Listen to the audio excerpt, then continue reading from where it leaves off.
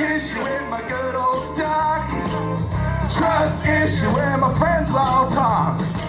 Next we have Dr. Eric Westman. He is truly one of the pioneers in this field. When I started out my research in the early 2000s, I interviewed Dr. Eric Westman, and he's still here. He's still publishing routinely. He's an associate professor of medicine at Duke University and past president of the Obesity Medicine Association. Please welcome Dr. Eric Westman.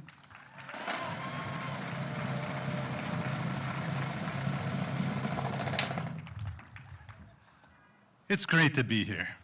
Wow, what a day.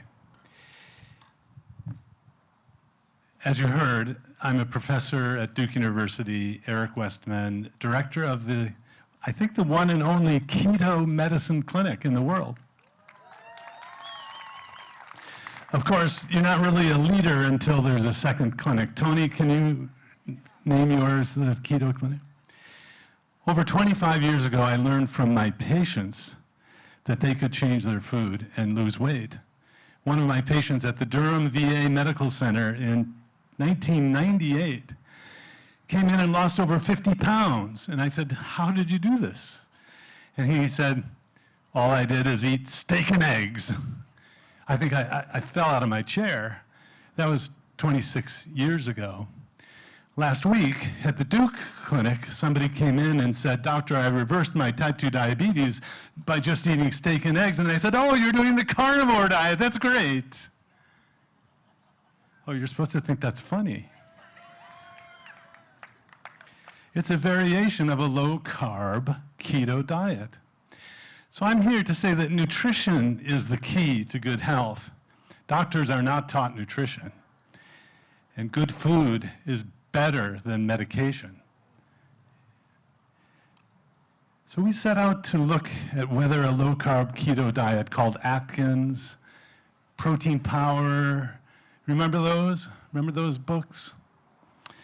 We wanted to know if it was safe. Clearly it could work, but we knew saturated fat was bad in the food. We knew it was bad and the cholesterol levels would go up, but it didn't turn out to be true.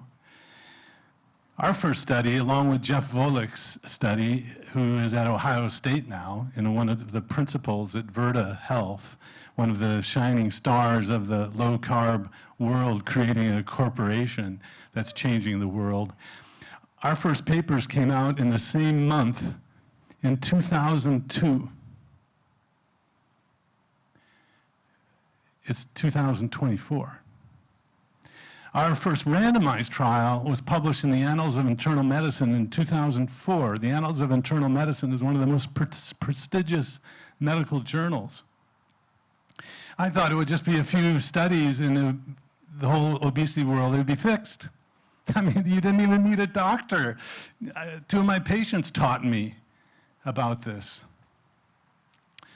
So over the past 20 years, I'm proud to be one of the many contributors of this textbook called Ketogenic, the heavy lifting by Professor Tim Noakes and the Nutrition Network. Hello, Professor Noakes. He seems to watch everything. I'm comfortable in saying over the last 20 years that a low-carb diet, because the science says so, is safe. It's not only therapeutic for chronic medical conditions like the one you heard today. This is what a great story, and we hear those stories every day in our office. I'm here even to say that it's far healthier than what we're taught to eat, even by experts today. I'm not here just to reiterate the science that we've collected. I'm here to suggest that the medical system is not the right target for change. 25 years ago, I thought we would just have to do a few studies. The medical system would take it up, and yet that didn't happen. 10 years ago, I served on the leadership and was president of the Obesity Medicine Association. If you want to find doctors who are committed to help you lose weight, come to the Obesity Medicine Association. But I learned very quickly they really weren't interested in changing the food. And like many doctors and patients, they just want to push the pills or give the prescription for the shots that are out there. Shots are giving weight loss a bad name. If you're sick on a shot, you don't have to be sick while you lose weight. Just cut the carbs out. Holy cow. But no one in any medical organization, even the Obesity Medicine Association, devoted to helping people lose weight, seemed to care about food, about the diet. So at last it occurred to me that doctors and the medical system really aren't the place to be for change. In the movie First Do No Farm by Dr. Asim Malhotra and Donald O'Neill, he learns in his travels that the medical system has been taken over. The first thing you do in a revolution is to change the education. And our medical system has been taken over by pharma, by drug companies. I'm sorry to say that that's true. And in the same time it takes me to reverse type 2 diabetes and get one person safely off insulin, many more are placed, probably 10 to 20 more people are placed on insulin. Very easy to do, and it's relatively harder to get someone off insulin. It's a losing battle to wait until people come to the medical clinic, even an obesity medicine clinic. It's too late.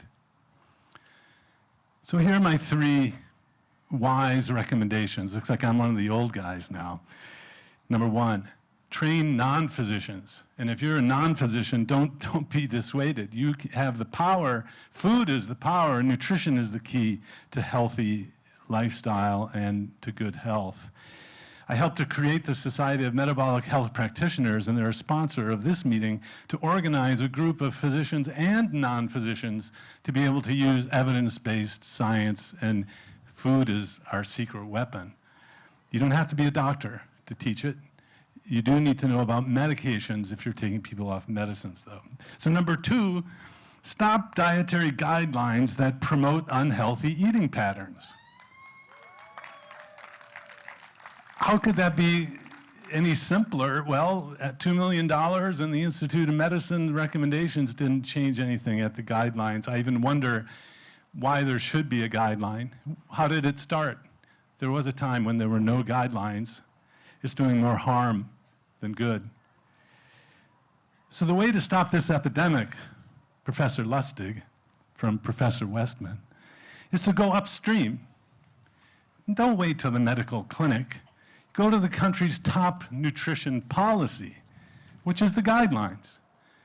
So we need to influence and intervene way before the medical problems begin. Sure, you can come see me as a doctor and I can help you. We need to stop the problem at the start. Good food is better than medication management. And my 3rd recommendation, time goes by fast, but never give up. I'm here today because your health and my health and our country's health is at stake. Thank you.